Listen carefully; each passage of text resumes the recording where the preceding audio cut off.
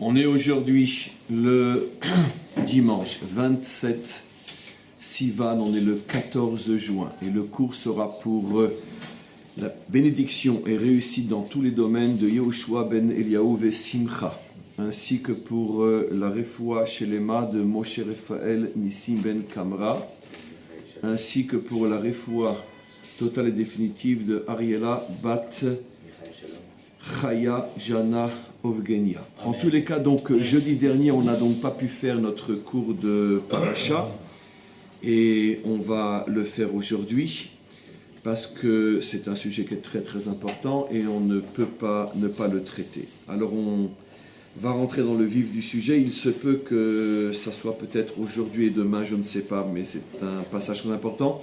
Comme on a l'habitude de le faire depuis pas mal de temps, on va étudier donc le sujet principal de cette paracha avec et grâce aux écrits du Ari Akadosh et on rentre directement dans le vif du sujet. Tout commence en vérité, l'explication du Ari Akadosh commence par le fait qu'il relève certains points extrêmement intéressants dans différentes parachiotes, en particulier dans le livre de Shemot, qui n'a rien à voir avec notre paracha, lorsque, bien avant, 500 ans après ce passage, 500 ans avant ce passage-là, lorsque Yosef, en Égypte, après avoir été vendu par ses frères, lorsque Yosef rencontre ses frères, avant de se révéler, avant de leur dire qui il est, vous vous rappelez que bon, il les a fait tourner en rond pour des raisons qu'on a déjà expliquées des centaines de fois dans d'autres cours, mais il y a un moment où il leur dit « Meragelim atem ». Vous êtes mot à mot des explorateurs, « Meragelim atem ».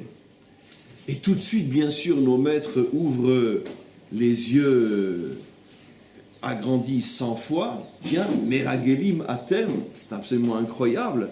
La même expression qui va être utilisée 500 ans plus tard au sujet des explorateurs, Meragelim. 250 ans, non? Non, 500 ans. La sortie d'Égypte, c'est à peu près 500 ans, enfin 400 ans. Ça fait 210 ans en Égypte, non Oui, mais... Oui, d'accord. Donc Yosef, 30 ans avant, et après 40 ans, 300 ans.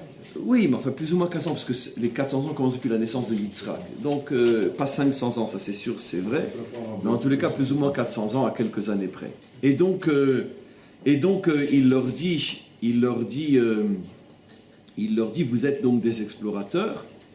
Et bien sûr, nos maîtres mettent ça en rapport avec le fait que, tiens, c'est étonnant, quand Moshe va envoyer les tribus, les chefs de tribus, eux aussi pour aller explorer la terre, on va les appeler aussi des Meragelim, des explorateurs. Vous me direz, bon, il n'y a rien à chercher derrière ça. Mais le Ari Akadosh va expliquer quelque chose d'absolument incroyable, et on rentre tout de suite dans le vif du sujet. Iné, Razal Amrou, nos maîtres expliquent, Bepasuk vayomer laem Yosef meragelim atem, que quand Yosef il a dit à ses frères, vous êtes des meragelim, ça c'est déjà dans le Midrash, dans le Talmud, enfin déjà dans la Torah chez Béalpé, ce que maintenant le Ari Akadosh rapporte, chez Ramaz laem, il a voulu leur faire une allusion à ses frères, vous êtes des meragelim, chez Emiyu meraglim et Eret Israël. Un jour viendra où vous serez les explorateurs que Moshe enverra pour aller visiter la terre, et c'est vous qui reviendrez et ferez du Lachon Hara la médisance sur la terre d'Israël, et c'est vous qui serez la cause de la plus grande de toutes les fautes faites après la sortie d'Égypte, celle qui a causé la destruction de 2 temples et de 4 exils. On s'arrête déjà là pour l'instant parce qu'on va digérer, c'est déjà un hors d'œuvre qui est très très difficile à digérer. Donc avant que le Ari Akadosh explique comment c'est possible qu'il leur fasse une allusion au fait qu'ils seront les Meragelim, et les Meragelim, comme je viens de le dire, ont vécu 400 ans après. On verra comment le Ari Akadosh va résoudre ça. Mais déjà le Ari Akadosh nous montre que dans les enseignements des maîtres d'Israël, il y a déjà une allusion, et c'est la raison pour laquelle il leur dit vous êtes des Meragelim, parce que finalement on se pose une question évidente.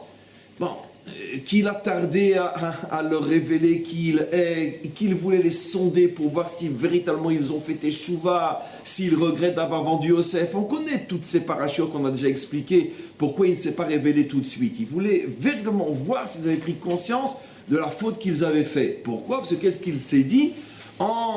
D'une certaine manière, en leur apportant, en leur amenant des épreuves, peut-être que comme ce sont des gens qui sont censés se poser la question pourquoi il nous arrive ce qu'il nous arrive, surtout à partir du moment où il va prendre en otage l'un de leurs frères, et donc ils vont pouvoir, selon, on pourrait dire, la sagesse d'Israël, que tout ce qui t'arrive sur terre, c'est mida keneged mida, c'est mesure pour mesure par rapport à des choses que toi-même tu as fait. Donc Yosef attendait une prise de conscience, de se dire, ouais, tout ce qui nous arrive, c'est parce qu'on a vendu notre frère.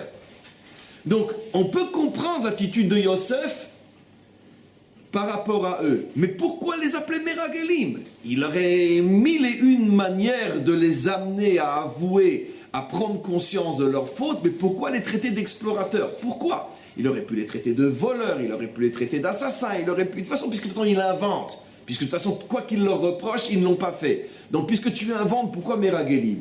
Nos maîtres disent que Yosef a voulu faire une allusion absolument incroyable, que sachez qu'un jour, vous serez les 10 explorateurs, parce qu'ils étaient 10 à ce moment-là, vous serez les 10 explorateurs qui amèneront toutes les catastrophes sur le Ham Israël. Alors, déjà, on s'arrête un petit peu et on se pose la question, Ma'akesher, si Yosef, alors que lui avait un problème avec ses frères qui apparemment n'avaient rien à voir avec le rigoul, avec l'exploration de la terre d'Israël et la médisance faite à son sujet, si Yosef, dès ce moment-là, au moment où lui, il est en conflit avec eux, s'il leur fait cette allusion-là, il est évident qu'il y a forcément un lien. Un lien qu'on va exploiter au fur et à mesure, parce qu'on ne peut pas tout dire maintenant, on n'a même pas commencé encore ce texte-là, mais Yosef est en train de leur faire comprendre quoi? Le fait que vous m'avez vendu, le fait que vous m'avez haï, cette faute-là va être comme une boule de neige qui va former une avalanche, et dans des siècles, ça sera à cause de vous, vous-même, comme on va voir, qu'il y aura la faute des explorateurs. Quel est le lien entre les deux? On n'a pas encore compris, mais on va voir. Regardez. Chez M, donc nos maîtres font donc allusion au fait Iyu Meraglim et Eret Israël, ce sera eux les Meragelim, Aval, mais Yehoshua, lui qui est un descendant de Yosef, non, Yehoshua, Kalev, les deux qui n'ont pas fauté, Kalev, descendant de Yehuda, et Yehoshua, descendant d'Ephraïm, donc de Yosef. Aval Yehoshua Nasi Ephraïm, Ben Yosef Atzmo, Loye Meragel. Pourquoi Yosef il leur dit, vous serez les explorateurs? Parce que Yosef, de lui va sortir Yehoshua. Yehoshua fait partie de ceux qui n'ont pas été Meragel, qui n'ont pas dit de mal sur la terre d'Israël. Donc lui, il peut leur dire à eux, vous serez les explorateurs. À cause de votre faute contre moi, vous serez les explorateurs. Moi, je ne suis pas inclus, puisque moi aussi, je vais aller visiter la terre, mais moi, je ne vais pas revenir en décourageant Israël d'y rentrer. La seule question qui reste, évidemment, c'est que parmi les 10 qui se trouvaient là au moment où Yosef leur dit « vous serez les explorateurs », le problème c'est qu'il y a Yehuda. Et Yehuda, lui non plus, n'est pas un explorateur. En plus, non seulement Yehuda, mais Yehuda est le principal accusé. Puisque Yehuda, c'est lui qui a vendu Yosef. Donc, il y a dès le départ un problème, on va voir comment le Hari HaKadosh va le résoudre. On peut comprendre globalement que Yosef dit à ses frères, à cause de votre faute contre moi, vous fauterez un jour plus tard dans l'histoire contre la terre d'Israël. Très intéressant. Vous avez fauté contre moi, vous fauterez contre la terre d'Israël. On verra quel est le lien. Mais le problème, c'est que, qu'est-ce que Yehuda a fait au milieu de ceux qui sont accusés d'être des Meragelim plus tard, alors que lui n'a pas été un Meragel? Kalev était au contraire du côté de Yosef, du côté de Yehoshua, pour ne pas dire du mal de la terre d'Israël. Mais ça, on verra. Alors maintenant, comment c'est possible? Parce que le Talmud ou le Midrash, lui, explique les choses Beremez, il fait des allusions. Mais concrètement, le Hari HaKadosh se pose la question, mais concrètement, comment c'est possible de leur dire à eux, ils sont des explorateurs? Eux sont morts 500, 400 ans avant. Alors il explique, Valiede Akdamazou, maintenant que je t'ai rapporté ce que nos maîtres disent, à quoi ils font allusion, Yidbaer Etev Inyan Parashazou, je vais rentrer très profondément avec toi dans cette paracha. Bemashenair Betrila, Ve'ainyan ou. Et donc, je t'explique la chose suivante. Ki ine beroto yidbarach, sache que quand Hachem a vu, chez Iyou, on va aller doucement parce que c'est d'une profondeur incroyable, il nous faudrait une semaine de cours pour voir tout. Ki ine beroto yitbarar, lorsque Hachem a vu, chez Iyou meraglim elu atidim lachto, quand Moshe a décidé d'envoyer les explorateurs, Hachem, bien sûr, a vu, Hachem a compris qu'il faudrait. Il ne les a pas empêchés de les envoyer, puisqu'il y a un principe fondamental, si Hachem dirigeait son monde en fonction de ce qu'il sait, il n'y aurait plus de libre arbitre. Donc, mais c'est évident que Hachem sait. Hachem a vu qu'ils allaient fauter, mais d'un autre côté, il ne peut pas empêcher Moshe de les envoyer. Donc, qu'est-ce qu'il a fait? Quand Hachem a vu que, quoi qu'il en soit, Moshe ne voyait pas ce que lui voyait, ce que Hachem voyait. La reine, qu'est-ce qu'a fait Hachem? Il a essayé de minimiser la catastrophe qui allait sortir de cet envoi. Les taken ktsato, en faisant un minimum de tikkun, ça veut dire begeder, magdim refoua la maka, d'envoyer le médicament avant la maladie. La reine gazarouyit barar. Et qu'est-ce qu'a fait Hachem? Chez Neshamot Ashvatim Atzmam, que les âmes des tribus elles-mêmes, Aché Yosef, les frères de Yosef, Anikraim Bene Israël Mamash, qui sont les fils d'Israël, ça veut dire les fils de Yaakov, Yit Abru, Besod Haïbour, Beilou Ameragelim, rentreront Besod Haïbour dans ces Meragelim. Aujourd'hui on est dimanche, c'est censé être un cours sur les Gilgulim, donc on est en plein.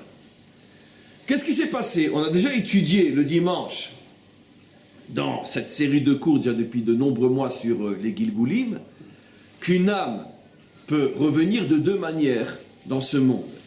Elle peut revenir sous la forme de ce qu'on appelle le Gilgul et sous la forme du Hibour. Quelle est la différence entre Gilgul et Hibour? Gilgul, c'est une âme qui revient au moment de la conception dans le fœtus.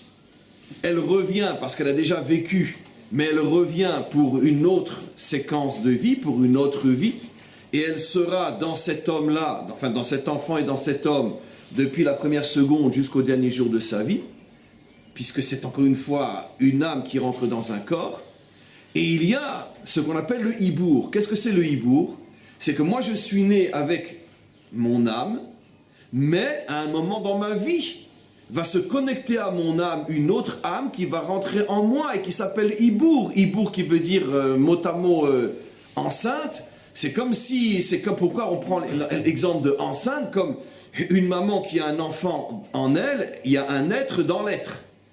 Donc ce phénomène de l'être dans l'être existe aussi au niveau des âmes, une âme dans une âme. C'est le dibouk? Hibour, pas dibouk. Hibour, c'est une âme dans une âme. Et qu'est-ce que c'est une âme dans une âme? Ça veut dire que une âme qui n'est pas la mienne va venir et va rentrer ou se connecter à mon âme de mon vivant. On a déjà parlé de cette notion-là. Alors d'abord, il faut comprendre déjà, on pourrait dire techniquement, de la même manière que ne peut rentrer dans le ventre d'une mère qu'un enfant qui a un lien avec cette mère, bien que vous me direz aujourd'hui, il y a les mères porteuses, où l'enfant n'a aucun lien avec la porteuse. Mais d'après les lois de la nature, il faut bien un lien, il faut que ce soit au moins mes ovules, il faut que ce soit ma semence, etc. La manière la plus normale, c'est que quand il y a conception, et donc automatiquement, c'est une partie de la mère, une partie de l'épouse et une partie du mari qui devient ensemble père et mère. De la même manière, au niveau du hibour, il faut que ce soit une âme qui soit de la même famille d'âmes de celle dans laquelle elle rentre, celle à laquelle elle se connecte. Ça veut dire qu'on ne peut pas rentrer en moi une âme qui n'a strictement rien à voir avec moi. C'est absolument impossible. Ce sont des âmes qui sont très très très proches et qui se connectent à un moment précis. Je vais expliquer pourquoi, comme on le voit ici. Quel est le but du hibour? Le but du hibour est d'aider la personne en bas qui est ou qui pourrait être dans de grosses difficultés, qui pourrait très très mal se terminer pour lui.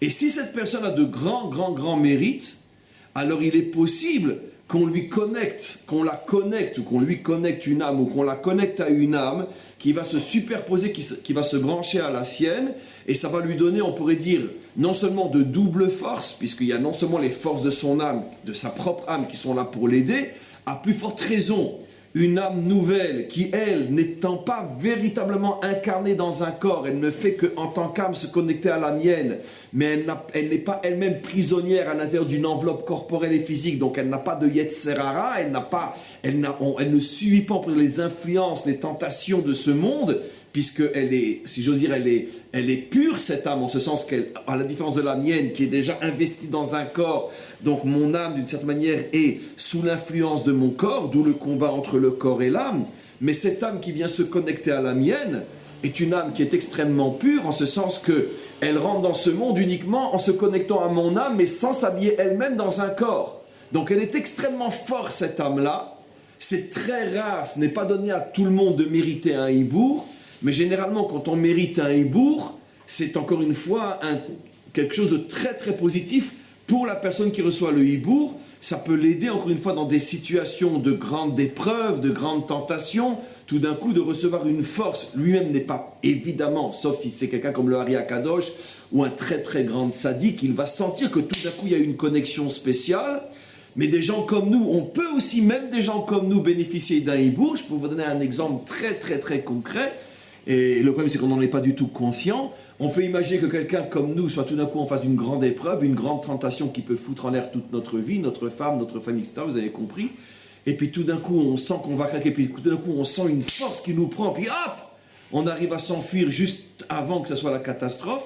Il est possible que ce soit un hibour. C'est possible que ce soit mes propres mérites, mon propre Yetzeratov, mais il est possible que ce soit un hibour. Surtout si je sens que j'allais tomber, qu'au dernier moment, comme si quelqu'un venait, hop, il me prend. Imaginez comme à la guerre, hein, quelqu'un qui se trouve dans une embuscade, ça y est, il va mourir, tout d'un coup vient un seul compagnon, il vient par derrière, hop, il le prend, il tire sur tout le monde et il s'enfuit avec. Ça veut dire, il y a le même phénomène où, un autre exemple, là, allez-nous, tu vas traverser la rue et tu ne regardes pas, tu es distrait, tout d'un coup vient une voiture, quelqu'un, hop, il te prend. Ça, c'est le phénomène hibour. Là, elle reste à l'extérieur tout le temps, elle se connecte. Non, alors, elle peut venir que pour quelques secondes, le hibour. Elle peut venir pour un temps plus grand. Ça, c'est déjà, on pourrait dire, fixé là-haut par rapport à la mission que Hachem confie à cette deuxième âme, et surtout par rapport au mérite que le premier a, combien de temps il va recevoir ce hibour. Je vais juste rajouter une parenthèse, c'est que le hibour ne vient pas seulement dans des moments où il est nécessaire d'avoir un sauvetage, mais le hibour vient aussi beaucoup plus fréquemment pour permettre à une personne d'atteindre des niveaux de compréhension dans la Torah qui sont au-dessus de ses propres capacités. C'est ça, entre autres, le fameux, ce que vous connaissez tous dans notre tradition, ce qu'on appelle le Gilouï de Eliyahu Hanavi. Qu'est-ce que c'est qu'un juste, et il y en a eu des millions dans notre histoire qui ont eu des dévoilements d'Eliyahu Hanavi, ça veut dire quoi? C'est-à-dire que tout d'un coup, Eliyahu Hanavi vient, il me dit « Coucou, viens, on va étudier la Torah ensemble ». C'est beaucoup plus profond que ça. En vérité, ce sont des connexions d'âme qui sont, d'une certaine manière, un hibour. C'est que Baba Saleh, qui lui, comme on le sait, avait très fréquemment un Gilouï de Eliyahu Hanavi, l'âme de Baba Saleh, tout d'un coup, se connecte à l'âme de Eliyahu Hanavi. Il y a donc une fusion d'âme, une connexion d'âme, et c'est ce qui permet à, tout d'un coup, Baba Saleh d'atteindre des niveaux de compréhension de la Torah que par ses propres mérites uniquement, il n'aurait jamais pu atteindre. Par exemple, Rabbi Chaim Vital a été en connexion avec le Hari Akadosh pendant plus de 40 ans. Il l'a dit lui-même. Vous savez que Rabbi Chaim Vital n'a connu son maître que pendant 1 an et 8 mois, mais en vérité, ils ont continué à étudier la Torah ensemble pendant 40 ans. Dire, après sa mort, le Hari Akadosh revenait tous les jours pendant de nombreuses heures enseigner la Torah à son élève, mais c'était sous la forme d'un hibour. Ça veut dire que c'était des connexions d'âmes. Les âmes sont aussi 1 milliard de fois plus vivantes que le corps. De la même manière qu'on peut se connecter à quelqu'un en lui tenant la main ou en étant face à face, et on peut avoir un échange avec une personne qui est dans un corps physique, les âmes peuvent se connecter ensemble aussi, et les âmes n'ont pas besoin de connexion, on pourrait dire corporelle, pour se connecter. J'avais déjà expliqué il y a fort longtemps que les premiers qui ont l'un des premiers, d'après nos sources, qui a inventé le Skype, c'était qui? C'était le Baal Shem Tov et Rabbi Chaim Ben Attar, le Or HaChaim. On a des témoignages clairs comme quoi tous les jours, le Baal Shem Tov étudiait la Torah avec le Or HaChaim à Kadosh. Or, le problème, c'est que le Or HaChaim était à Jérusalem et que le Baal Shem Tov était à Mejiboj. L'un était en Ukraine et l'autre était à Jérusalem. Comment ils étudiaient la Torah? Mais parce que l'âme, ce que dans le monde de la matière et du corps, un appareil peut réaliser une connexion entre deux personnes qui sont éloignées. J'espère qu'il n'y en a pas un d'entre vous qui va douter que c'est possible au niveau de l'âme. Aujourd'hui, on n'a plus le droit, parce que ça serait vraiment être un homme préhistorique de dire « Ah non, je ne comprends pas ». Si dans le monde de la matière, l'homme arrive à créer des connexions et des lieux de rencontre virtuels entre des gens qui sont éloignés de plusieurs milliers de kilomètres, les âmes le peuvent aussi. Et donc le Baal Shem Tov et le Or HaChaim HaKadosh avaient un Skype Rouhani qui faisait que dans un monde bien sûr immatériel, ils se rencontraient tous les jours et ils étudiaient la Torah ensemble. Donc ce sont, si vous voulez, juste un instant, revenez tout de suite. Non, un instant, revenez d'abord. Ce sont d'autres formes, si vous voulez, de hibour. Le hibour, c'est un certain type de connexion, mais ça fait partie d'une grande famille de connexions possibles entre les âmes. Et avant d'aller plus loin, avant de laisser la parole à René, c'est exactement ici ce que dit le Ari Kadosh, c'est que quand Yosef leur a dit « vous êtes des Meragelim », il faisait allusion non au Gilgoul, c'est-à-dire vous allez revenir en tant que explorateurs, non. Les explorateurs n'étaient pas eux, mais vous allez revenir en tant que hibour, vous allez être connectés aux explorateurs, et le but était, comme le dit le Ari Kadosh, d'aider les explorateurs à ne pas fauter, ou au moins à minimiser la faute. De là on comprend, et ça confirme ce que dit Rashi, que les explorateurs au départ étaient de très très très grandes sadikim, c'est ce que dit Rashi, sur le verset qui dit qu'il a envoyé Anashim, et Rashi dit dans toute la Torah, Anashim sont des tzadikim, donc c'était des gens d'un très très haut niveau spirituel, ce qui complique encore plus au niveau de leur faute, ce sera tout ce qu'on va devoir expliquer, qu'Hachem nous aide qu'on ait le temps de le faire. Et donc c'est des gens d'un très très haut niveau au départ, ce qui ne les a pas empêchés de dire de la médisance sur le Ham Israël. Donc déjà on ouvre une parenthèse, ne me dis pas cet homme-là est un immense grand, etc. C'est impossible qu'il se trompe sur sa vision quand il parle de la terre, puisqu'on voit que des gens tellement immenses qui ont mérité que se connectent à eux les âmes des fils de Yaakov, malgré tout ça ne les a pas empêchés de fauter. Donc c'était des gens d'un très très haut niveau spirituel. Les âmes des fils de Yaakov sont revenus dans ce monde pour se connecter aux âmes des explorateurs. Et malgré tout, comme on essayera d'expliquer pourquoi, ça n'a pas marché, le plan d'Hachem n'a pas marché malgré tout. Oui, René. Quelle est la différence exacte entre le dibouk et le hibouk? Parce que le dibouk aussi, il y a un corps étranger qui pénètre dans le corps. Oui, mais ce n'est pas des âmes. Le dibouk, ce sont des forces contraires, un ruach tout, comme on dit, comme disent nos maîtres. En adam over avera et la imken nirnas ruach c'est négatif et l'autre c'est positif. Non seulement c'est pas la même chose, positif et négatif, mais c'est même pas bichlan la même nature.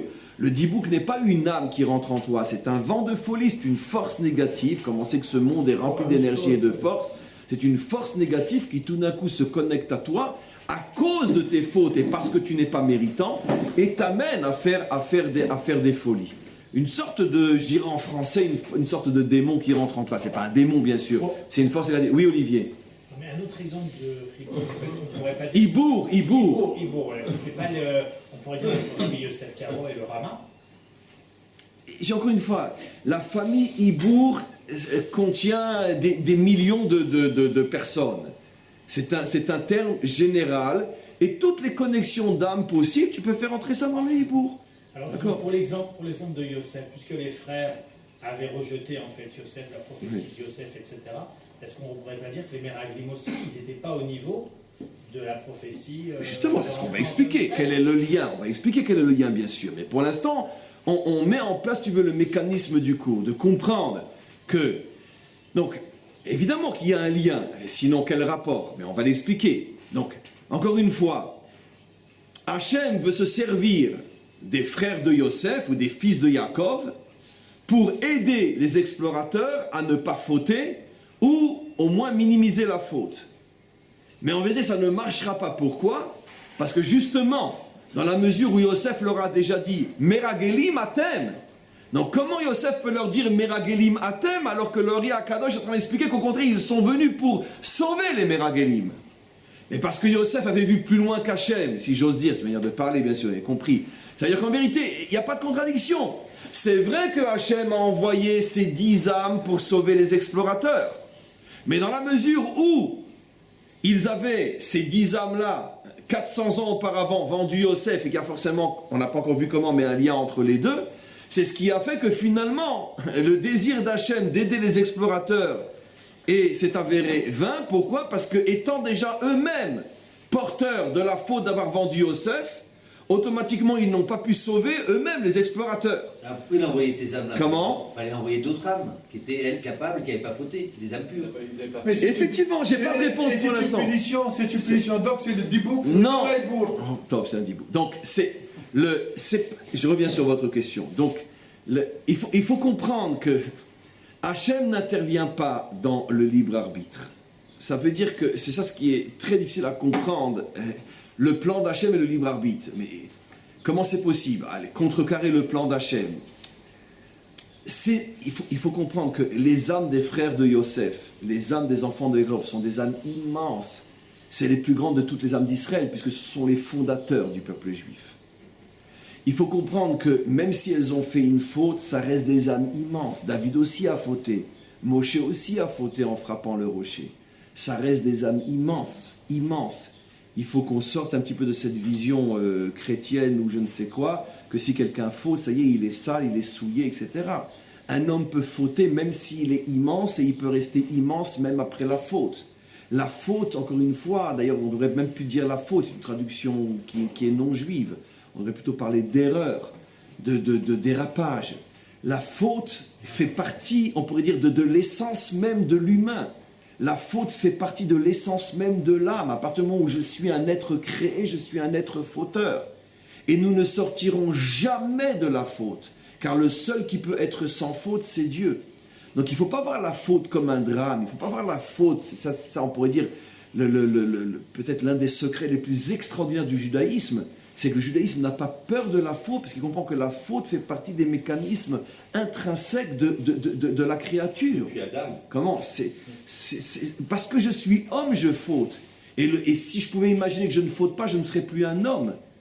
Et c'est ce que la plupart des religions, entre autres la chrétienne, n'ont rien compris à ce que c'est la nature même de l'existence. Eux ont tellement peur de la faute qu'ils ont inventé quelque chose qui n'a plus rien à voir avec la Torah ou avec l'existence réelle. Donc nous n'avons pas peur de la faute, simplement que nous sommes là pour dépasser les fautes, réparer les fautes et aller vers une autre faute qui elle aussi sera réparée et ainsi de suite. Et ça c'est pour l'éternité. Attendez, laissez-moi juste terminer. Donc, évidemment que les frères de Yosef ont fait une grave faute en vendant Yosef, évidemment. Mais ça n'enlève rien à leur extrême grandeur. Ce sont quand même les frères de Yosef, les âmes les plus grandes de toutes les âmes d'Israël. Donc, encore une fois, lorsque Hachem décide d'envoyer aux explorateurs les âmes des tribus d'Israël pour les aider à ne pas fauter, c'est pas en contradiction avec le fait que Hachem sait que ces âmes avaient déjà fauté, parce que dans ce cas-là, on devrait rayer Moshe de la Bible depuis le jour où il a frappé le rocher au lieu de lui parler. On devrait rayer David depuis qu'il a été avec Bathsheba. Non, c'est pas le judaïsme ça, c'est pas la religion vraie. Parce que la faute ne détruit pas un homme, elle ne détruit que les idiots. Et donc ce sont de grandes âmes malgré tout que Hachem envoie pour sauver les explorateurs. Simplement quoi? Cette faute, déjà commise au départ par Yosef, n'était pas encore complètement réparée, semble-t-il, et à nouveau, elle a agi, malgré la grandeur des âmes des explorateurs, elle a continué à agir, et elle n'a pas pu, on pourrait dire, et donc le plan d'Hachem, qui était que ces âmes aident les explorateurs, ce plan a échoué parce que la faute que ces âmes avaient déjà commise au départ avec Yosef, cette faute était encore trop présente. Vous me direz, Hachem ne savait pas? Bien sûr qu'il savait. Mais ça, c'est le grand problème qu'on a toujours entre le savoir d'Hachem et le libre arbitre. C'est des questions qu'on ne peut pas résoudre à notre niveau parce que nous, on a une vision trop cartésienne des choses. Et quand on dit que Hachem sait, il ne sait pas comme nous savons.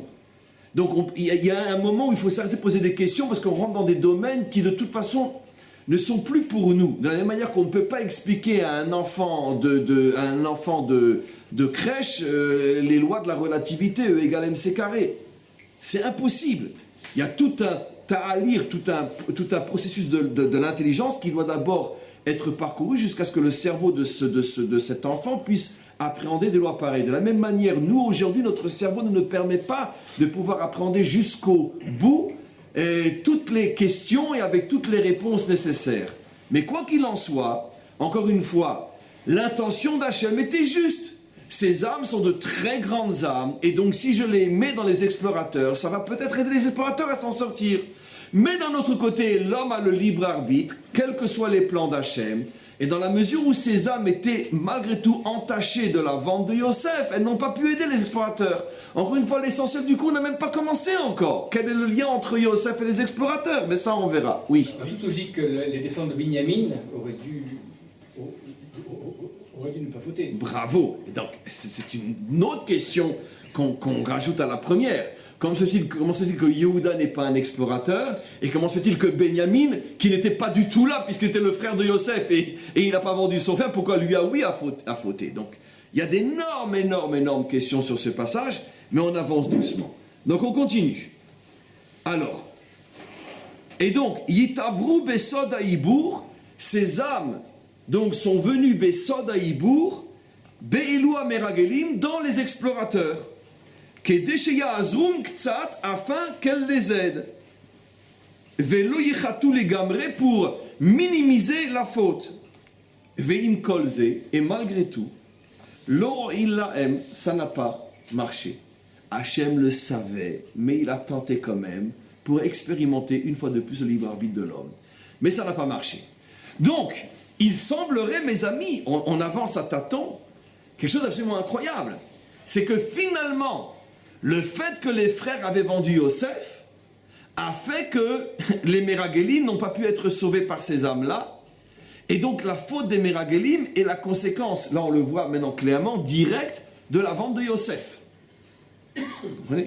Puisque Hachem pensait que ça y est, peut-être on peut réparer la faute, et non, elle n'a pas été réparée. On continue. Regardez maintenant, on va commencer à résoudre les questions qu'on a. Mais qu'est-ce que Yehuda fait là-dedans? Et Yosef lui aussi a été envoyé. Qu'est-ce qui se passe avec Yosef, Yehoshua? Regardez maintenant ce qu'il dit. Ve'ine, on va aller doucement, je vais lire maintenant un long texte pour pouvoir continuer le cours. Ve'ine, sache. Ine ayud alet shvatim. En vérité, combien de tribus ont reçu la terre? 11. Et pas 12, puisque quelle tribu n'a pas reçu la terre? Les Lévi'im. Donc, les chefs de tribus sont envoyés pour explorer la terre qui va être donnée aux enfants d'Israël.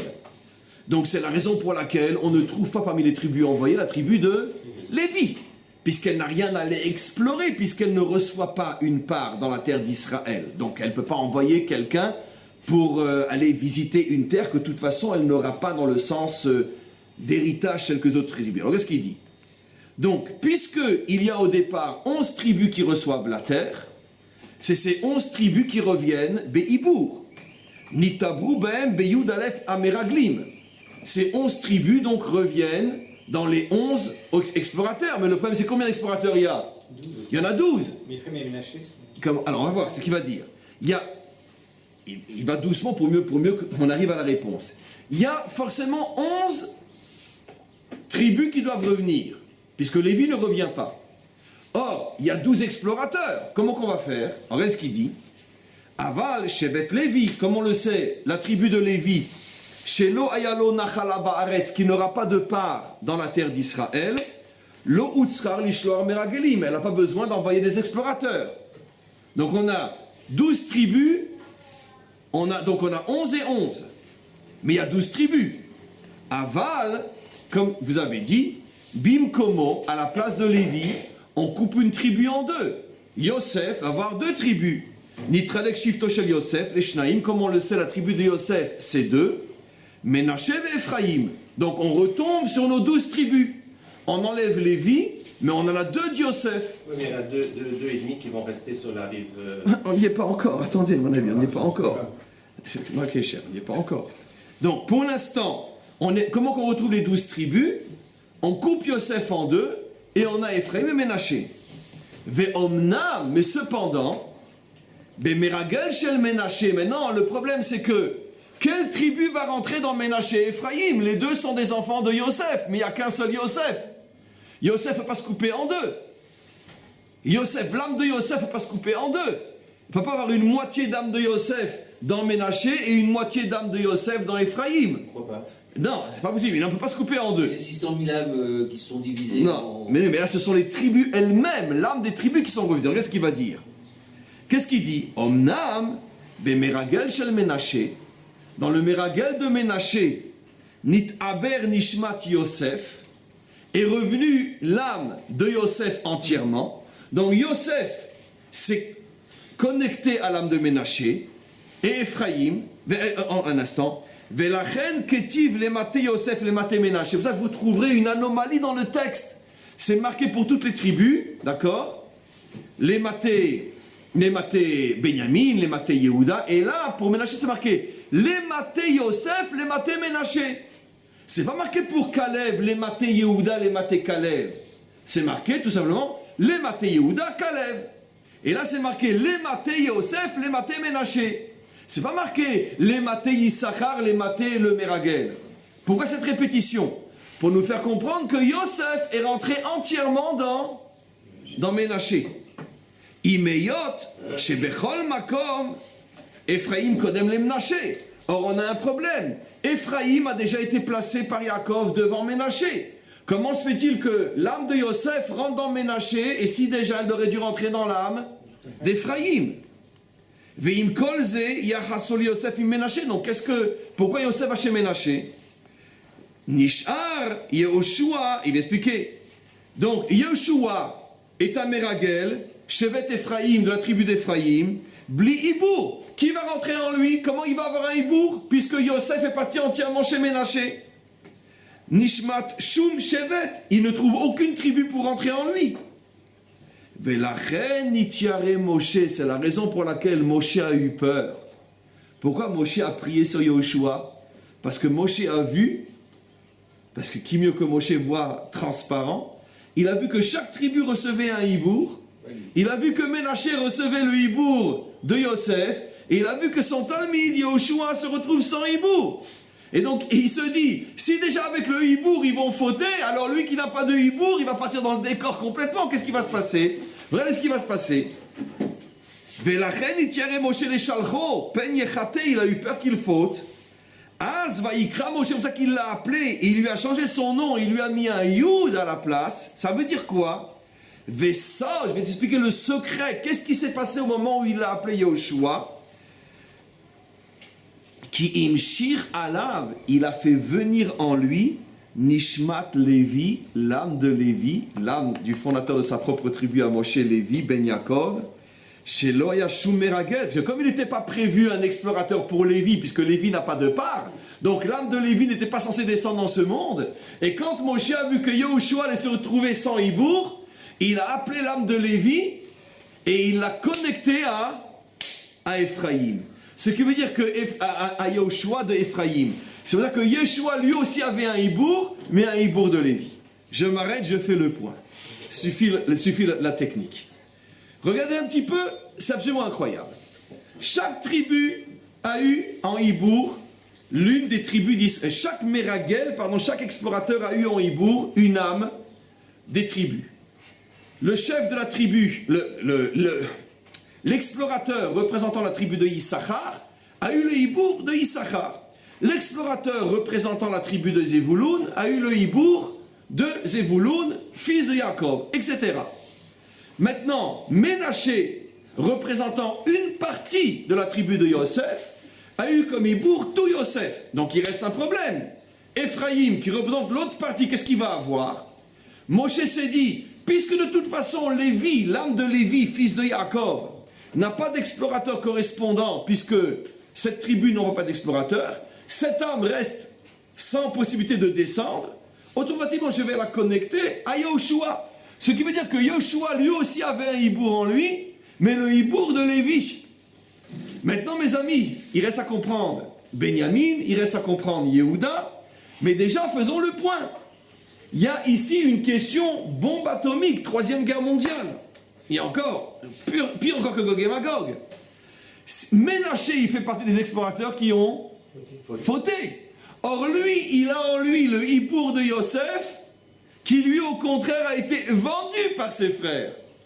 Si on explique, c'est bombe atomique, si on explique que la raison pour laquelle les âmes revenues n'ont pas pu aider les explorateurs, c'est parce qu'elles n'avaient pas réparé entièrement la vente de Yosef.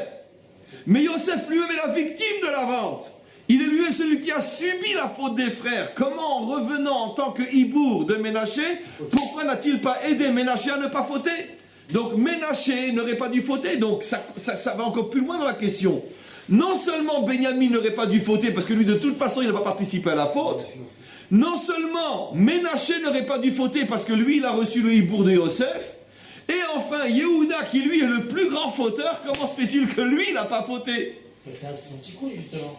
Oui. Mais on dit que Yosef a aussi fauté, puisqu'il a fait de la médisance par rapport à ses frères. C'est le début pas mal de la réponse. Mais j'en dis pas plus, mais je vais le dire quand même. C'est qu'en vérité, on revient au principe fondamental, c'est que si tu es indifférent avec quelqu'un, même si lui est plus fautif que toi, c'est impossible que tu ne sois pas un peu fautif. Ça n'existe pas un tout blanc, tout noir dans ce monde. Pas fumer sans feu si tu veux. Il n'y a pas de tout noir, tout blanc dans ce monde. Avec Yosef, c'est tellement visible que la réponse était évidente, elle était sur le bout des lèvres. Si Yosef n'avait pas commencé lui à agresser ses frères, il ne l'aurait pas vendu. Donc effectivement, c'est vrai que la vraie grande et terrible faute, c'est la vente de Yosef. Mais la boule de neige, elle a été formée par qui? Par Yosef lui-même. Donc c'est lui qui au départ a été l'agresseur, qui s'est après transformé en victime. Mais c'est un petit agresseur qui a vu tomber sur lui 10 gros agresseurs. Donc c'est la raison pour laquelle lui aussi revient en tant que Meragel, en tant qu'explorateur qui va fauter, pour bien que Yosef comprenne que de toute façon il n'est pas blanc dans cette faute-là. C'est-à-dire qu'il a participé à sa propre vente dans la mesure où il a malheureusement mérité d'être vendu, si j'ose dire. Donc ça c'est la réponse, mais on verra que c'est plus profond que ça. Mais déjà techniquement, c'est déjà pas mal comme réponse. Mais il nous reste, quoi qu'il en soit, à comprendre comment se fait-il que Benjamin, lui, fait partie des explorateurs, et comment se fait-il surtout que Yehuda, lui, ne fait pas partie des explorateurs.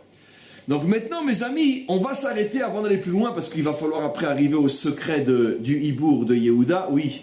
Non, mais le Yud, en fait, c'est aussi le nom de Dieu qui est incorporé dans le nom de Dieu. C'est ça l'allusion à Lévi, parce que Lévi, c'est l'homme de Dieu, si j'ose dire, c'est le religieux. D'accord, c'est le prêtre. Très bien.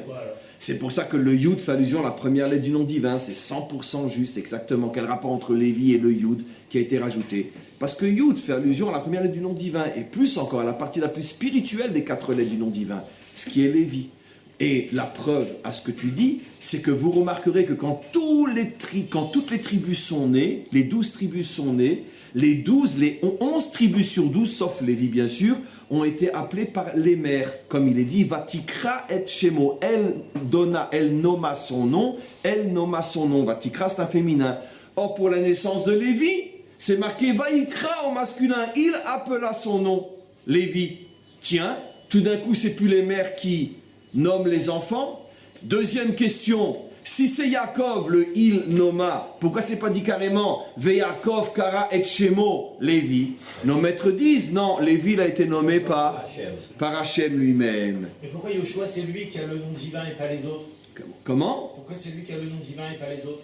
Parce qu'il descend d'Ephraïm, il descend de Yosef aussi justement. Dans Yosef, il y a l'aspect victime et il y a l'aspect provocateur.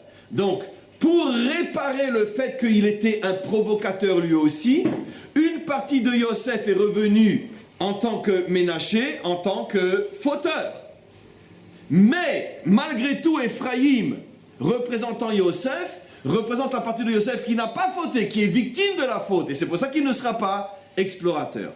Mais maintenant, ce que je voudrais comprendre, oui. Est-ce que donc Ephraïm, il fait le tikkun de Lévi?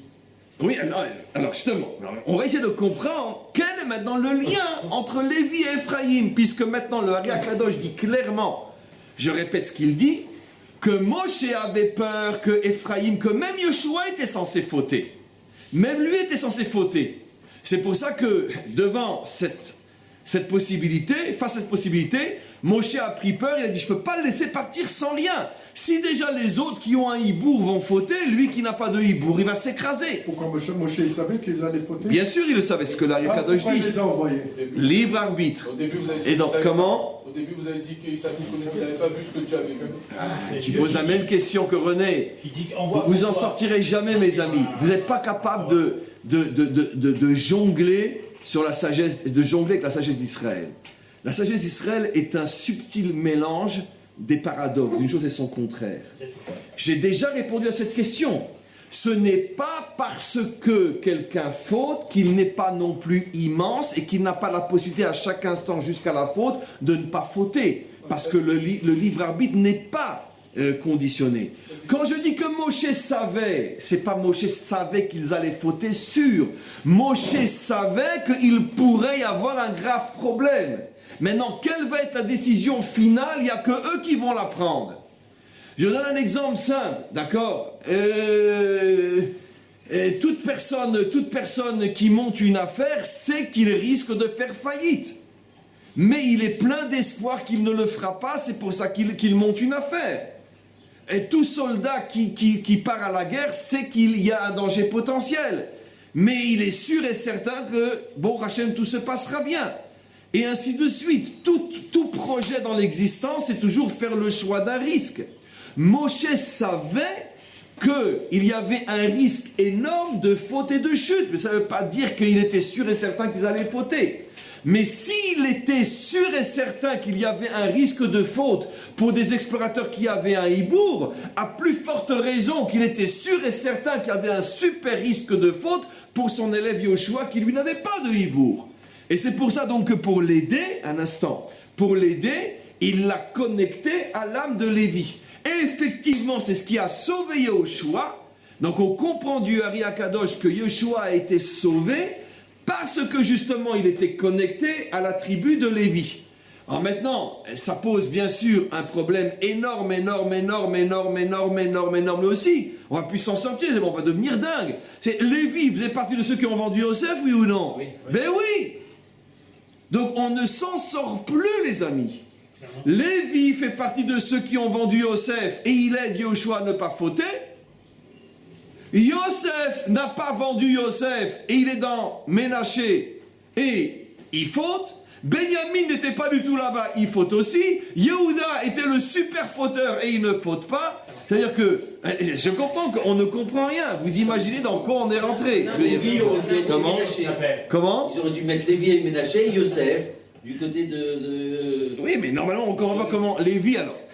Encore une fois, mes amis. Ils vont faire le tikkun. Je répète, voilà, enfin. Je répète ce que je dis et tu as donné la réponse. Encore une fois. Les 12 âmes sont des âmes immenses. Le fait qu'elles ont fauté en vendant Yosef n'enlève rien à leur immensité. D'accord? David reste jusqu'à aujourd'hui et pour l'éternité la matrice du Mashiach, même s'il a été avec Bathsheba. D'accord? Ce n'est pas la faute qui tue, c'est l'idiotie qui fait croire qu'on ne peut pas réparer une faute ou qu'on ne peut pas s'en sortir après une faute. C'est ça qui tue, plus que la faute elle-même. Donc, encore une fois, les tribus ont fauté, mais c'est très grave, c'est immensément grave. Et pour ça, elles sont fichues? Non! Elles ont toujours leur potentialité de réussite et de s'en sortir. Et c'est ce qui va se passer. L'âme de Lévi, elle a vendu Yosef, oui. Mais quand elle est rentrée dans Yahushua, elle a réparé la vente. Et donc elle a aidé Yahushua à ne pas fauter. L'âme de Benjamin, je vais commencer à expliquer un petit peu. A vendu Yosef? Non, elle n'était pas présente. Alors pourquoi elle n'a pas aidé son explorateur de Benjamin à ne pas fauter? Parce que l'âme de Benjamin n'a pas fauté à cette époque-là, mais elle a fauté à ce moment-là. Pourquoi? Parce que l'âme de Benjamin s'est laissée influencer par les autres. Elle a été d'après la majorité. Et là, mes amis, je vous ouvre une parenthèse incroyable. Quelle a été la faute de Benjamin? La question, je la répète. N'ayant pas vendu son frère, étant la seule vraie âme propre, parce que même Yosef n'était pas 100% propre, puisqu'il était le premier à avoir dit du mal sur ses frères. Le seul vrai propre là-dedans, c'est qui? C'est Benjamin. Il rentre, et en plus il est né en Israël. Il rentre dans l'âme de l'explorateur de Benjamin et il faute comme les autres. Mais c'est une sorte de fou. Quelle a été la faute de Benjamin? Un homme, comme vous le savez, peut fauter pour deux raisons. Par son propre Yetzerara, par son propre mauvais penchant, ou parce que tout simplement, il est faible et il subit l'influence et il suit la majorité. C'est les deux raisons qui nous font fauter. C'est-à-dire que dans mon fond intérieur, je n'avais pas envie, mais j'ai subi l'influence, c'était plus fort que moi, la majorité, Heil Hitler, etc., ou dans tous les domaines de l'existence. Donc, la faute de Benjamin, mes amis, c'est qu'effectivement, il a succombé à la majorité. Il n'a pas pu s'opposer à 10. Il n'a pas eu le courage de Yehoshua et de Caleb. N'oublions pas que ça a failli leur coûter, ce courage-là, une lapidation. Donc, il n'a pas eu ce courage-là. Très bien, ça n'enlève rien que c'est Benjamin, il n'a pas eu ce courage-là. Ça nous arrive tous les jours, de céder, de baisser la tête parce qu'on n'a pas envie de problème. Ça nous arrive tous les jours, d'accord? Au niveau individuel, au niveau collectif, notre nation, face aux Américains ou face aux pressions internationales. C'est le propre de l'homme. Ma propre conviction est d'aller à droite, mais comme j'ai des pressions, je vais à gauche. Ça, c'est la faute de Benjamin. Vous comprendrez comment Benjamin a fait le tikkun de cette faute beaucoup plus tard dans l'histoire. Accrochez-vous et recevez ce diamant gratuitement. Benjamin, il est comme Yosef, le fils de Rachel. Donc, naturellement, il devrait toujours être là où son autre frère se trouve. Quand il va y avoir le schisme, et que Yosef, Jéroboam, descendant direct de Yosef, va prendre avec lui 10 tribus, et va se séparer de Yehuda. Le schisme. Alors, on y arrive bientôt, on étudie maintenant Salomon, donc dans quelques semaines, on arrive au schisme Rechavam. Quand il y a eu le schisme, Yosef a pris avec lui 10 tribus. Mais il aurait dû en prendre 11. Il aurait dû laisser Yehuda tout seul. Il y a une tribu qui est restée avec Yehuda. Benjamin. Tout le monde pose la question, mais comment Benjamin reste du côté de Yehuda alors que son frère Yosef, son frère bien-aimé, son frère, grand frère, part avec 10 tribus? Pourquoi Benjamin reste avec Yehuda? Parce que Benjamin, à ce moment-là, a voulu faire le tikkun de la faute qu'il avait fait auparavant, de suivre la majorité. Et là, il a dit, waouh, maintenant que j'ai l'occasion de ne pas suivre la majorité, je reste avec la minorité, je reste seul avec Yehuda. Alors que Yehuda est le fils de Léa et lui le fils de Rachel, alors que Yehuda est le grand ennemi de son frère Yosef qui l'a vendu, et lui, il fait le choix de quitter sa famille de sang pour se mettre du côté de son ennemi traditionnel. Benjamin, il a un problème. Il a un tikkun à faire, une réparation à faire. Comment du temps des explorateurs, je me suis mis du côté de la minorité, la majorité, alors que moi, j'étais le premier qui aurait dû ne pas fauter. Maintenant, je répare cette faute, je serai toujours du côté de la minorité. Et Benjamin a réparé sa faute à ce moment-là. C'est une explication extraordinaire, surtout retenez-la. Qui s'est occupé de Benjamin quand il était petit aussi? Comment? Qui s'est occupé de Benjamin quand il était petit? Non, pas Léa, non, la servante de Rachel. Et pas Yehuda? Non, la servante de Rachel, enfin qui était aussi l'épouse de Jacob, la servante et Yosef aussi. Yosef avait 6 ans à la mort de sa mère. Non, mais quand il y a eu le départ de Yosef, est-ce qu'on sait, vous l'avez précisé, que même Yehuda, il avait apporté son assistance auprès de Benjamin? Après, quand il a commencé à faire tout chose, qu'il a compris que tout ce qui lui arrivait, c'était à cause de la vente de Yosef, effectivement. Ça aussi, on va l'expliquer justement. C'est pour ça que Yehuda n'a pas fauté, on verra. Parce qu'en vérité, il avait déjà commencé à faire teshuva justement du vivant de Yosef. Il avait pris sous son aile quand même. Après Même, mais justement. Oui, mais Nachon, je comprends ce que tu veux dire. Mais malgré tout, Yehuda l'a fait parce que Yehuda voulait faire teshuva. Nachon. Mais ça n'enlève rien par rapport, si tu veux, au lien de sang et au lien familial et au lien même spirituel qu'il y a entre Benjamin et Yosef, qui sont les deux les enfants de Rachel. N'oublions pas, comme vous le savez, que les deux mères ne représentent pas que des matrices maternelles, c'est aussi des conceptions spirituelles très différentes. Léa est appelée Bina, Rachel est Malchut, etc. Donc, naturellement et spirituellement, Benjamin aurait dû se mettre du côté de Yosef, si déjà il y a un schisme. Or, il reste du côté de Yehuda, parce que justement, il voulait réparer. Donc, les Maasé, on a répondu pour l'instant pour Benjamin, pourquoi il n'a pas fauté. Vous verrez que pour chacun, on arrivera à trouver une réponse. Donc, on reste malgré tout avec une question énorme. Comment Lévi a-t-il pu sauver Ephraïm alors que Lévi a fauté? Alors, on a commencé à répondre, parce que, encore une fois, la faute ne diminue pas la grandeur spirituelle de ces gens-là. Et donc, à chaque moment, il a toujours sa liberté et son libre arbitre de faire le bon choix. Et à ce moment-là, Lévi a fait le bon choix. Et comment on va expliquer? Malgré tout, mes amis, je n'en dirai pas plus aujourd'hui, mais je vais laisser ça sous la forme d'une question. Parce que je veux absolument qu'aujourd'hui, on lise encore Caleb, encore pendant un quart d'heure, comme ça, pour demain, on pourra rentrer encore plus dans les détails. Je voudrais malgré tout poser une question. C'est quand même bizarre que ce soit Lévi qui n'a pas de part dans la terre d'Israël. qui a sauvé Yehoshua, qui est le grand conquérant de la terre d'Israël. Ça semble vraiment des carottes et des oranges, quoi. Je sais pas comment on dit. Paradoxal. Oui. C'est que l'homme, je cherchais le mot, Olivier. Je cherchais le mot, merci. Donc, tu disais paradoxe, tu disais. C'est gratuitement. Très bien. La paradoxalisation, c'est ça. Et donc, dans ce paradoxe très paradoxal, effectivement, cher professeur, donc comment se fait-il que finalement que l'âme de celui qui représente la spiritualité, si j'ose dire, désincarnée, peut-il aider celui qui représente plus que tout autre le grand constructeur de la nation d'Israël, qui est d'une certaine manière la construction du corps plus que la construction de l'âme?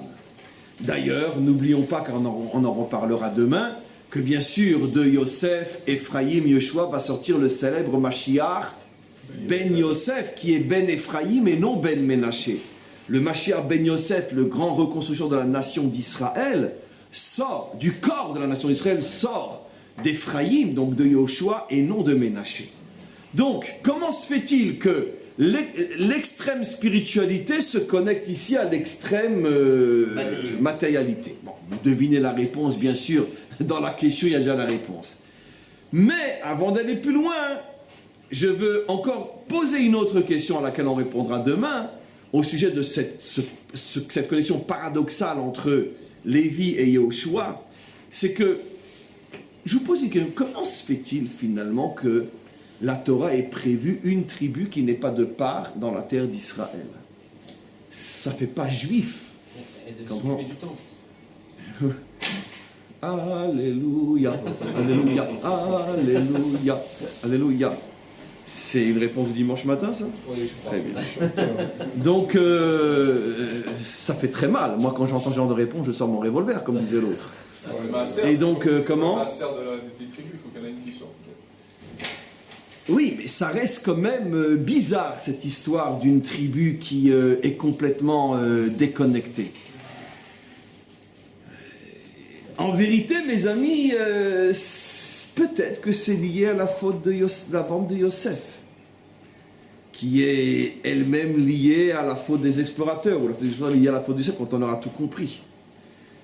Parce que, justement, peut-être que dans une situation idyllique où les âmes d'Israël n'auraient jamais été abîmées, peut-être qu'effectivement cette conception d'un prêtre qui s'occupe du temple, qui est une aberration pour nous les Juifs, n'aurait pas existé chez nous aussi. Mais parce que justement les âmes d'Israël ont été abîmées, on porte cette brisure dans le fait que nous aussi, malheureusement, on va devoir se farcir des prêtres. Et pourquoi je dis on va devoir se farcir des prêtres? Parce que ce n'est pas la situation finale. Dites-moi, la tribu de Lévi n'aura jamais de terre? Si, Ah, bien sûr, à l'époque du Mashiach. Non seulement que la tribu de Lévi va avoir une part dans les 3 terres qui vont être ajoutées aux 7 premières, les fameuses 10 terres, et en plus dans le territoire du Mashiach, qui est le Melech par excellence, le roi, donc l'incarnation de la royauté et du corps de la nation par excellence. Et c'est paradoxalement là que les Lévites vont avoir une terre. Ce qui prouve bien que, évidemment, les hommes les plus spirituels devaient forcément être aussi les plus dans la terre. Ça, c'est juif. Et pourquoi pour l'instant ils ne le sont pas? À cause du fait qu'on est porteur de fautes qui doivent être réparées. Et c'est pour ça que malheureusement il nous arrive la même chose qu'aux autres. Ceux qui représentent Dieu n'ont pas de terre, ce qui est la pire des tares qui puisse exister. Parce qu'on porte notre faute justement jusqu'à ce qu'on puisse la réparer. Mais ça on verra plus profondément à partir de demain. Alors mes amis, je sais que le cours est très long et très difficile, on a tous envie de se reposer, mais accordez-moi encore 10 minutes, un quart d'heure.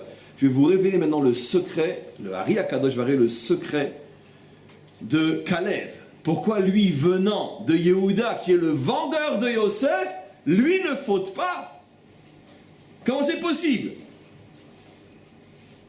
L'obscurité se met avec la lumière, le fauteur se met du côté de sa victime. Comment c'est possible? Alors regardez ce qu'il va dire.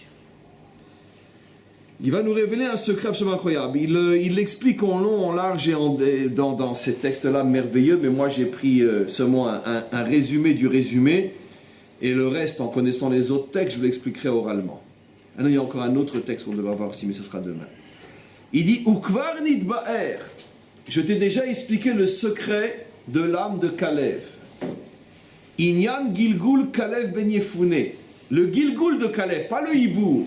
C'est-à-dire, Kalev avait en lui le Hibour de l'âme de Yehuda. D'accord.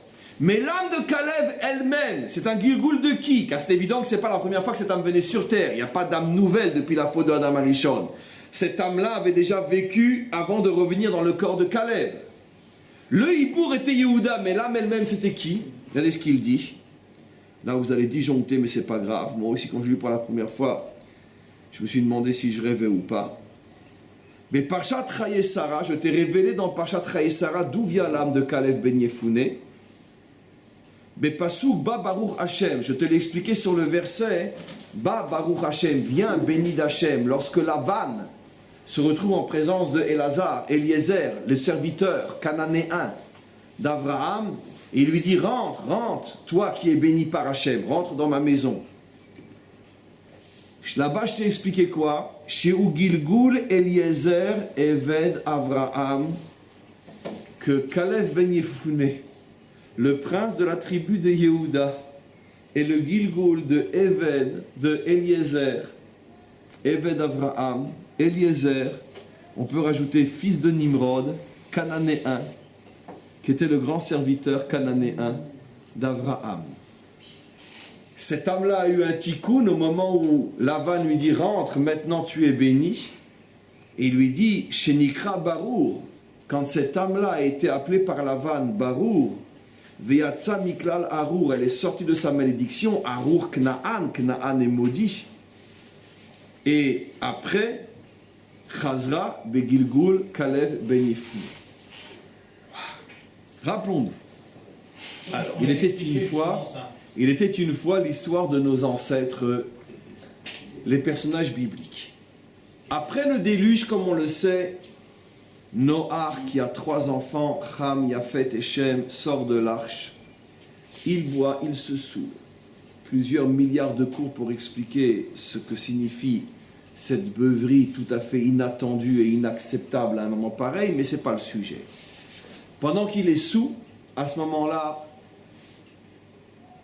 son fils et son petit-fils, Ham et Knaan, voient sa nudité, et c'est l'expression pudique utilisée par la Torah pour dire qu'il s'est fait sodomiser. Et donc, quelque chose, une véritable folie, lorsqu'il reprend conscience et qu'il s'aperçoit de ce qui lui est arrivé, à ce moment-là, il maudit Arour Knaan, il maudit Knaan, son petit-fils, et toute sa descendance après lui. Et il bénit Shem, Baruch Shem, il bénit Shem, ainsi que Yafet. Yafet d'une manière un petit peu allusive, mais il bénit Shem et il maudit Knaan. Plus tard dans l'histoire, mes amis, pour se venger d'avoir été maudit, qu'est-ce que va faire Knaan? Il va envahir la terre de Shem, la terre bénite, la future terre d'Israël. C'est ce qu'on nous révèle dans Parshat Lech Lecha, lorsque Avram arrive sur cette terre que Hachem lui avait indiquée. Le verset dit « Ve'aknani az ba'aretz » le Cananéen était à ce moment-là en train de conquérir la terre. Cette terre qui avait été donnée à Shem, puisqu'elle fait partie du Proche-Orient par définition. Knaan, qui est un Africain, qui vient du continent africain, qui n'avait pas à se trouver chez nous au Proche-Orient, il conquit la terre de Knaan, il conquit la terre qui va s'appeler après Eretz Knaan. Pourquoi il conquit cette terre? Parce qu'il veut se venger. Moi, le maudit, je vais prendre sa terre au béni, je vais prendre sa terre à Shem. C'est la raison pour laquelle aussi le monde entier veut nous prendre à nous la terre d'Israël, comme vous le savez. Pourquoi eux auraient le droit à cette terre et pas nous? Ou si eux, nous on n'y a pas droit, alors personne ne l'aura. Et donc, c'est le même problème qui se propage de génération en génération, incarné donc par la conquête de Knaan, qui vole la terre de Shem. Maintenant, l'une des premières choses que va faire Abraham, le Shémite, le béni, lorsqu'il arrive sur cette terre-là qui est en train de passer des mains de Shem aux mains de Canaan, des mains de la bénédiction aux mains de la malédiction, la première chose que va faire Abraham, c'est de prendre, on peut dire d'extraire de ce monde cananéen une âme qu'il va transformer en serviteur, élève, confident, ami, et plus tard aussi, comme disent nos maîtres, le porte-parole de la Torah d'Abraham dans le monde. Ça veut dire que nos maîtres disent que quand Abraham était déjà âgé et qu'il n'avait plus la force de continuer lui-même à enseigner et à se déplacer d'endroit en endroit pour enseigner le monothéisme, il avait confié l'enseignement de la Torah d'Abraham à Eliezer. Donc c'est dire combien cet homme était grand, et la confiance qu'il avait en lui était absolue, puisque c'est à lui qu'il va confier le mariage de Yitzhak, etc. Et c'est justement lorsqu'il atteint ce sommet de confiance qu'à ce moment-là, il sort de la malédiction et il rentre dans la bénédiction, au point que même Lavan, qui est un rachat, voit une telle lumière sur Eliezer que lui-même, à Lavan, qui n'a pourtant pas, il n'est pas animé par un esprit saint ou un esprit de sagesse, voit cette lumière qui est sur Eliezer et lui dit, Baruch Hashem, mais tu n'es pas maudit toi, mais d'où tu sors? Tu n'es pas un Cananéen comme les autres, tu portes sur toi les signes de la bénédiction. Et nos maîtres disent qu'à partir de ce jour-là, effectivement, il est sorti de la malédiction pour rentrer dans la bénédiction. Alors maintenant, c'est Eliezer qui reviendra plus tard en Gilgoul et qui va devenir le chef de la tribu de Yehuda, Caleb ben Yefouné, quelque chose d'absolument incroyable, comment de l'homme maudit, il est devenu le prince de la tribu des rois. Ça montre aussi, derrière Agav, la confirmation comme quoi il n'y a que les idiots qui ont peur de la faute. Pourquoi?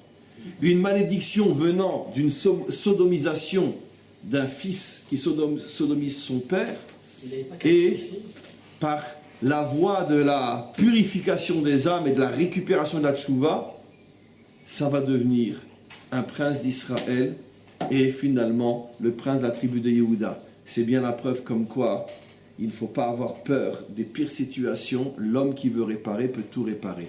Oui. Il n'avait pas castré? Il y a deux versions, j'en ai choisi une, mais il y en a une qui dit qu'il l'a. J'ai choisi la plus horrible, si tu veux, la sodomisation. Donc, non, pour pas qu'il ait un autre enfant, c'est parce qu'il y avait... Il y a deux écoles, encore une fois, mais les deux, ça reste quelque chose de très... Une dit qu'il l'a castré, l'autre qu'il l'a sodomisé, mais volontairement, je n'ai choisi que cette école-là pour montrer que, malgré tout, cette âme-là va se retrouver après, plus tard, dans l'âme du prince de la tribu de Yehuda, complètement réparée, complètement bénite, de l'obscurité la plus totale, arriver à la lumière la plus totale. Donc, qu'est-ce qu'on voit? Maintenant, pourquoi, mes amis, pourquoi Abraham s'est attaché à Eliezer? Parce qu'Abraham a vu que Eliezer était le Gilgoul de Canaan, Canaan lui-même. Les Cananéens, descendants de Canaan, étaient en train de conquérir la terre de Shem, mais Eliezer lui-même était le Gilgoul de Canaan. Et qu'est-ce qu'a voulu faire Abraham? Il a voulu commencer à réparer l'âme de Canaan. Et c'est pour ça d'abord il l'a pris à son service, après il en a fait son compagnon, après il en a fait même son porteur d'armes, c'est avec lui qu'il est parti pour se battre, pour récupérer, pour sauver l'autre. Après il en a fait son élève, après il en a fait son ami, son confident, après il lui a tout confié jusqu'au mariage de son propre fils. Il a élevé jusqu'à ce qu'il sorte de la malédiction pour atteindre la bénédiction. Et donc, j'explique pas aujourd'hui, parce que là vraiment on va s'arrêter, parce que je suis plus encore que vous, et vous comprenez pourquoi, pas épuisé, il n'y a plus de mots pour expliquer l'état de fatigue, mais quoi qu'il en soit, donc il a voulu faire cette récupération, et maintenant qu'est-ce que nous explique le Ari Akadosh? Cette âme complètement réparée est en vérité l'âme de Caleb ben Yefouné. On commence à comprendre pourquoi Caleb n'a pas fauté, bien qu'il reçoit le hibour de Yehuda qui lui a fauté. On commence à comprendre techniquement ce qui s'est passé, que non seulement Yehuda n'a pas pu influencer Caleb avec sa propre faute que lui avait vendu Yosef, mais c'est le contraire qui s'est passé. C'est que Caleb, étant la réparation d'une âme qui au départ était complètement abîmée, il est arrivé à faire la réparation même de l'âme de Yehuda. Et il n'a pas fauté du tout. De là, on apprend des mécanismes absolument incroyables sur la Teshuvah, mes amis. Comment la Teshuvah peut tout réparer, c'est absolument incroyable. Oui. Est-ce que la faute des uns font la réparation des autres finalement. C'est-à-dire, Bah, en fait, le fait que les Meragalimis aient fauté, que Caleb Ben Yefouné ne se soit pas laissé influencer, au final fait sa réparation. mais oui, effectivement, Kalev ne s'est pas laissé influencer, il va faire la réparation de Yehuda. Mais la faute des uns constitue la réparation des autres. Parce que, comme j'expliquais, tu ne peux pas être en hibour chez n'importe qui. Il y a forcément des liens très étroits entre l'âme première et celle qui se connecte à elle. Donc, le mauvais comportement de l'un peut influencer l'autre, le bon comportement de l'un va influencer l'autre, ça veut dire que c'est des connexions comme des vases communicants. Et donc, c'est ce qui s'est passé. Il y a des hibourim qui ont influencé le bas, le haut a influencé le bas, comme tous ceux qui sont tombés. Et il y a des hibourim où c'est le bas qui a influencé le haut, comme Caleb qui a influencé Yehuda. Oui. Ah, mais si Abraham il a essayé de réparer Eliezer dans le Gilboul de Canaan, jusqu'à un certain niveau, à un moment donné, Abraham s'est arrêté. Il aurait pu donner son fils à la fille de Eliezer. Justement, on l'avait expliqué. Nachon, parce qu'il est arrivé à réparer entièrement le personnage, mais pas à ce point la lignée, ce qui sortirait de lui. Comme on le sait, ce qui sort d'un homme n'est pas directement et 100% le reflet de ce que lui est. Un homme peut être un tzaddik authentique et mettre au monde un enfant qui ne l'est pas, vice-versa. Un homme peut être un méchant et mettre au monde un tzaddik authentique. C'est-à-dire que la réparation de l'homme ou la méchanceté de l'homme n'a pas une influence totale sur ce qui va sortir de lui. Ça, c'est encore autre chose, oui. On avait expliqué justement dans un cours précédent que s'il ne donne pas sa fille, c'est parce qu'il fallait un long processus de Teshuvah pour Eliezer et qu'il fallait qu'il passe par des étapes. Parce que du vivant d'Abraham, il est arrivé à réparer le personnage lui-même, mais sa lignée, ça prendra encore du temps, effectivement. Et on pourrait dire que la lignée est complètement réparée, entre autres à l'époque de Caleb Ben Yefouné, qui est l'une des incarnations les plus incroyables de Eliezer. Bon, on a encore énormément de choses à voir. Juste un instant, je vous donne la parole tout de suite. Là, demain, on va continuer à approfondir ce sujet-là parce qu'on n'a encore rien commencé à approfondir. Et Bezrat Hashem, oui. Est-ce que la deuxième âme qu'on reçoit à Shabbat, c'est un hibour? Non, c'est une très bonne question. C'est pour ça que ça ne s'appelle pas hibour, mais Tosefet Neshama. Ce que tu reçois le Shabbat, c'est ta propre âme qui dans la semaine n'est pas en toi, mais au-dessus de toi. Comme on le sait, ce n'est pas toutes les parties de mon âme qui sont en moi. Il y a des parties de mon âme qui sont on pourrait dire, à l'extérieur du corps, qui ne rentrent pas dans le corps, parce qu'elles sont trop pures pour rentrer dans le corps qui, lui, ne le mérite pas, mais qui restent connectées au corps, mais de l'extérieur. Et le Shabbat, une bonne partie de cette âme qui était à l'extérieur pendant la semaine, comme le Shabbat, le corps s'élève, alors l'âme peut rentrer. Donc c'est une partie de ma propre âme et non une âme étrangère comme le hibour qui vient se connecter. Oui. Et pour Broria, est-ce que c'était un hibour ou un ribour? Non, ni l'un ni l'autre. Non, c'était Yetzerara. C'est Dibouk, c'est encore autre chose. Encore autre chose. On arrête là pour aujourd'hui, mes amis.